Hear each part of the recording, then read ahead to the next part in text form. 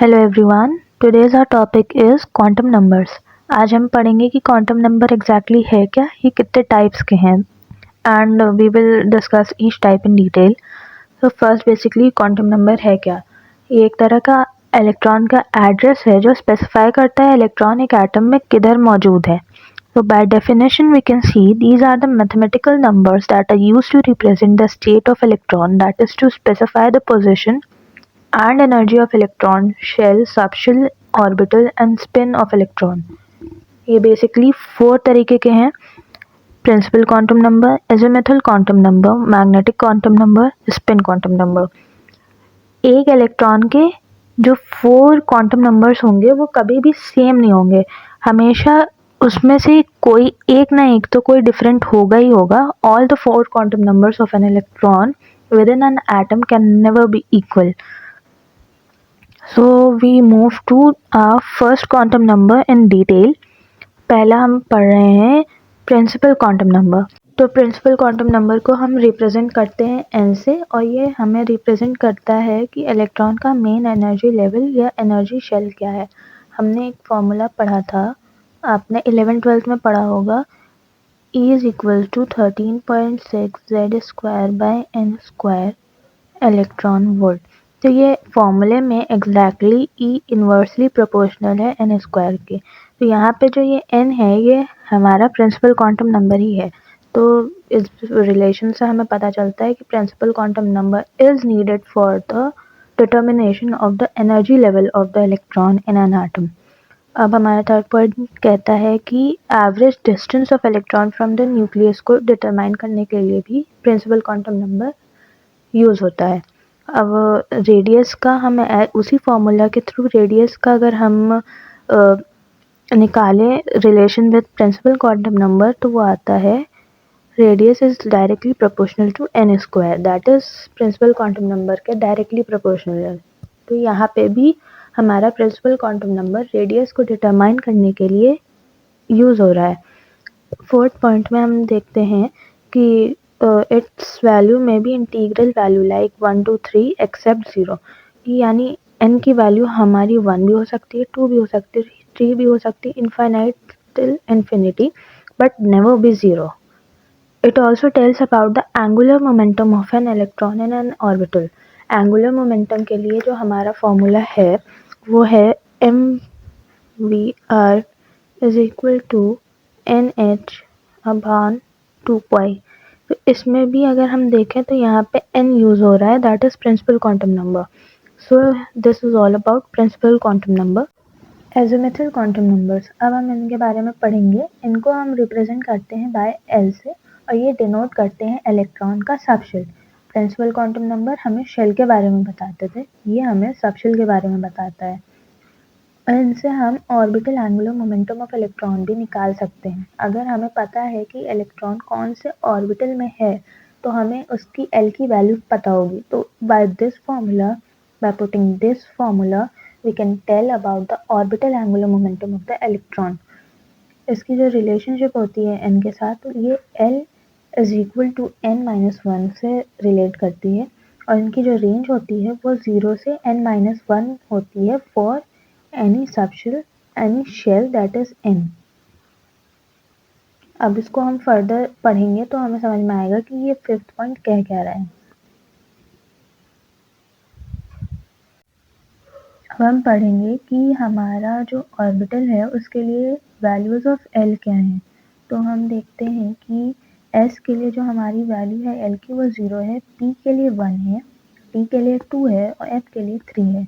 These values are constant and specific for specific orbitals। मतलब ये values change नहीं होंगी, आपको रिमेम्बर करनी पड़ेंगी, याद करनी पड़ेंगी। अब दूसरे टेबल पर जाने से पहले एक फॉर्मूला हम लोग देख लेते हैं। Number of subshell is equal to number of shells। अब ये फॉर्मूला हमें क्या बता रहा है कि अगर हमारे पास number of shells, that is principal quantum number जो हमें अलॉट होता है शेल के लिए, एक है तो हमारे पास सबशेल भी एक ही होगी। अब इसमें हम देख सकते हैं प्रिंसिपल क्वांटम नंबर 2 है हमारा, तो हमारे पास सबशेल 2 हैं, 2s और 2p, और इनके जो सबशेल हैं उनकी l की वैल्यूज डिफरेंट है। s के लिए l की वैल्यू 0 है और p के लिए l की वैल्यू 1 है। तो दिस टेल्स अस दैट कि अगर हमारे पास सबशेल स्पेसिफाइड नहीं दी हुई है, यानी हमारा दिया हुआ है कि n की वैल्यू 3 दी हुई है और l की वैल्यू बताओ, तो l की वैल्यू होगी 0 से n-1 की रेंज की। यही हमें फिफ्थ पॉइंट में बताया गया था। तो अगर हमारे पास n3 है तो l की जो वैल्यू होगी फिर वो 0 से लेके n-1 यानी 3 minus 1 which is equal to 2, यानी 0 से 2 के बीच में l की वैल्यू होगी, जो कि हमें यहाँ दिख रहा है कि 0 है, 1 है और 2 रखेंगे। अब इस क्वेश्चन में जो हमें बताना है कि हमें 3s इलेक्ट्रॉन का ऑर्बिटल एंगुलर मोमेंटम क्या है। ये हमने पढ़ा है कि s के लिए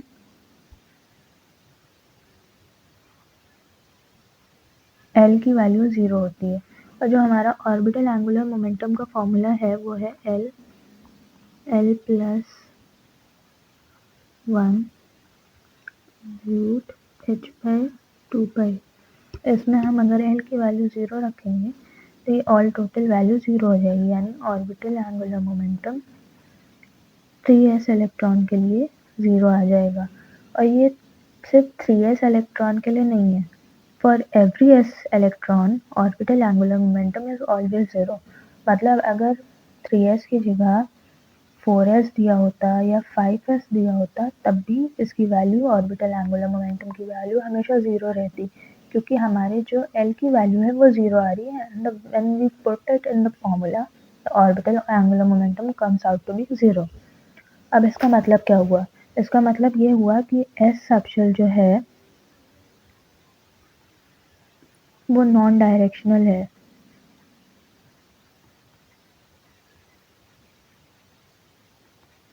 दैट इज वो एक्सिस पे डिपेंड नहीं कर रही है, वो नॉन डायरेक्शनल है, and that is it for the azimuthal quantum number.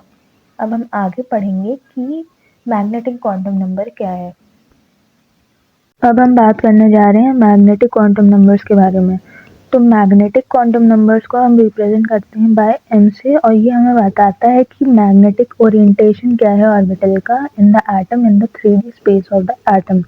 मतलब अगर हमारे पास p सबशेल है तो उसमें जो हमारा px है उसका मैग्नेटिक ओरिएंटेशन ऑर्बिटल का ऐसा रहता है, कुछ py का ऐसे रहता है और pz का कुछ ऐसे रहता है। तो इस ओरिएंटेशन को बताने के लिए हमें मैग्नेटिक क्वांटम नंबर की ज़रूरत रहती है।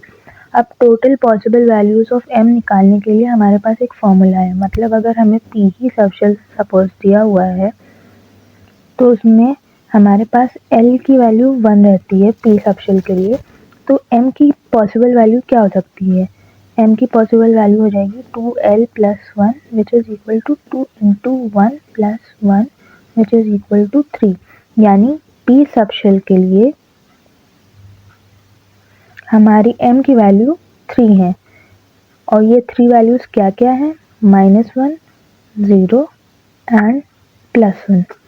तो अब हम देखते हैं कि ये किन किन ऑर्बिटल्स के लिए स्पेसिफाइड दी हुई हैं। जैसे p सबशेल में हमारे पास 3 ऑर्बिटल होती है, px, pz, py। तो px के लिए हमारे मैग्नेटिक क्वांटम नंबर की वैल्यू -1 है, pz के लिए 0 है और py के लिए +1 है। दैट इज कि एक ऑर्बिटल के लिए एक ही वैल्यू होती है मैग्नेटिक क्वांटम नंबर की, चेंज नहीं होती है। यही हमारा फिफ्थ पॉइंट कह रहा है कि there is only one value of m use for one orbital, जो कि यहाँ पे हमने बता दिया है कि अगर हमारा px है तो मैग्नेटिक क्वांटम नंबर की वैल्यू -1 है, pz है तो 0 है और py है तो +1 है, यानी कोई भी मैग्नेटिक क्वांटम नंबर की वैल्यू रिपीट नहीं हो रही है, ये स्पेसिफाइड एक एक ऑर्बिटल के लिए दी हुई है। अब हम आगे बढ़ते हैं। तो इसमें हमें सबशेल दिया हुआ है और वैल्यूज ऑफ एल दी हैं और वैल्यूज ऑफ एम दी हैं। अब ये हमने देखा कैसे, एस सबशेल में एक ही ऑर्बिटल होता है और हमेशा फॉर एस एल की वैल्यू 0 रहती है, एम की वैल्यू 0 रहती है। ये ऑलवेज रहेगा, मतलब ये हमेशा होता है, इसमें कोई चेंज नहीं रहेगा। हमेशा एम की वैल्यू 0 ही रहेगी एस सबशेल के लिए।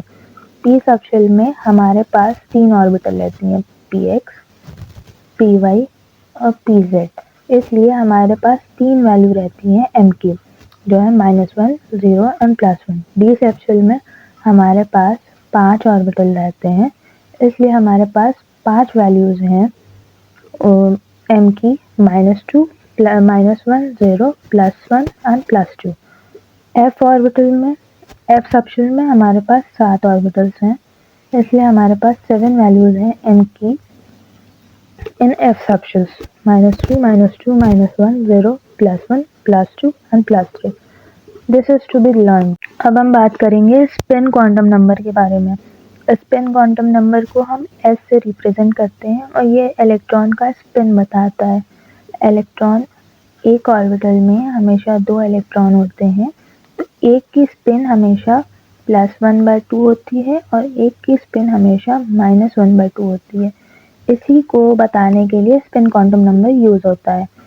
जो +1/2 होता है वो क्लॉकवाइज स्पिन होती है और वाइस वर्सा जो -1/2 होता है वो एंटी क्लॉकवाइज स्पिन होती है। यही हमारा थर्ड पॉइंट कह रहे हैं कि electron can spin in 2s clockwise +1/2 या एंटी क्लॉकवाइज -1/2 पे। 2 ही इलेक्ट्रॉन एक सिंगल ऑर्बिटल में हो सकते हैं। This is a question. This is a very good question in very various examination। कि क्वेश्चन वो दे देते हैं कि how many electrons can be present in d orbital। अगर यहाँ पे ऑर्बिटल की बात कही गई है तो हमेशा 2 ही इलेक्ट्रॉन होते हैं, कोई भी ऑर्बिटल में हमेशा 2 ही इलेक्ट्रॉन होते हैं। मगर अगर इसमें ये कहा जाता है कि ऑर्बिटल्स, तो यानी हमें डी सबशेल की 5 ऑर्बिटल की बात हो रही है, यानी हमारे पास मैक्सिमम जो इलेक्ट्रॉन होते हैं डी सबशेल की 5 ऑर्बिटल्स में वो होते हैं 10। तो तब हमारा आंसर 10 इलेक्ट्रॉन होता। मगर अगर डी ऑर्बिटल की बात हो रही है तो हमेशा 2 ही इलेक्ट्रॉन होते हैं किसी भी ऑर्बिटल में। अब हम स्पिन क्वांटम नंबर के थ्रू स्पिन एंगुलर मोमेंटम भी निकाल सकते हैं using this formula, and that is it for the quantum numbers. अब एक बहुत इम्पोर्टेंट क्वेश्चन रहता है एग्जाम्स में, बहुत सारे कॉम्पिटिटिव एग्जाम्स में पूछा जाता है कि हाउ मैनी electrons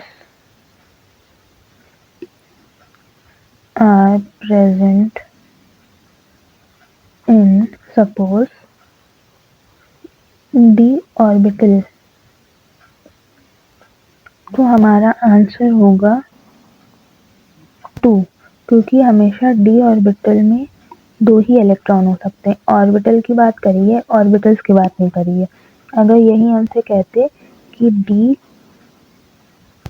ऑर्बिटल्स में कितने इलेक्ट्रॉन होते हैं तो हम कहते 10 इलेक्ट्रॉन, क्योंकि d ऑर्बिटल्स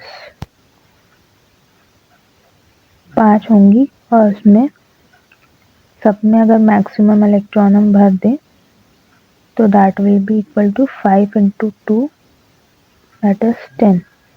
तो यानी हमें ये चीज़ का ध्यान रखना है कि वो किस चीज़ के बारे में पूछ रहे हैं, वो डी ऑर्बिटल के बारे में पूछ रहे हैं कि डी ऑर्बिटल्स के बारे में पूछ रहे हैं। एस से ही हमें फ़र्क पता चल जाएगा कि कितने इलेक्ट्रॉन रहेंगे।